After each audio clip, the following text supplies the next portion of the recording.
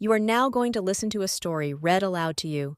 At the end of the story, you are going to answer some questions about what you have just listened to, so please listen carefully and do your best. Soccer with Coach Johnson. Once upon a time in the small town of Riverstone, a group of enthusiastic students gathered on the soccer field, eager to learn the ins and outs of the beautiful game. Coach Johnson, a seasoned soccer coach with a passion for teaching, stood in the center of the field, ready to guide the students through the basics. "All right, everyone, gather around," Coach Johnson called out, waving the students towards him. "Today, we're diving into the exciting world of soccer. The objective is simple: score more goals than the other team. Now, let's talk about the rules and the field." The students formed a semicircle around Coach Johnson as he began to explain the key concepts. First things first, we're on a rectangular field with 2 goals at each end. The dimensions may vary, but the fundamentals remain the same. The main idea is to get the ball into the opponent's goal, and you can only use your feet, head, or torso to play the ball. No hands, except for the goalkeeper within their penalty area, Coach Johnson explained, motioning towards the goalposts. A curious student, Marta, raised her hand. "But what if someone is right in front of the goal? Can't I just use my hands to throw the ball in?" Coach Johnson grinned. Good question, Marta. That's where the concept of throw-ins comes in.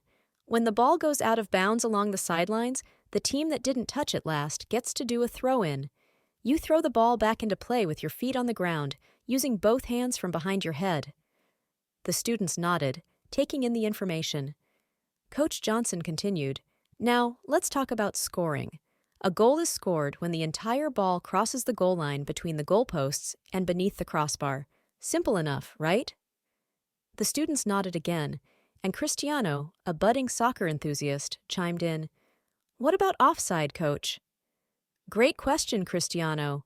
Offside is when a player is closer to the opponent's goal line than both the ball and the second-to-last defender when the ball is played to them.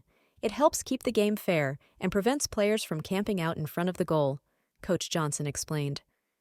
As the sun dipped lower in the sky, the students began to understand the basics. Coach Johnson divided them into teams for a friendly scrimmage to put their newfound knowledge into practice. The field echoed with laughter, cheers, and the sound of feet kicking the ball. Amidst the action, Coach Johnson offered encouragement and guidance.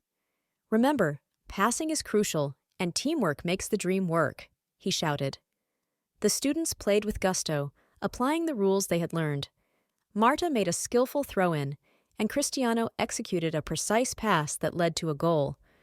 At the end of the scrimmage, Coach Johnson gathered the tired but elated students. "Fantastic job, everyone!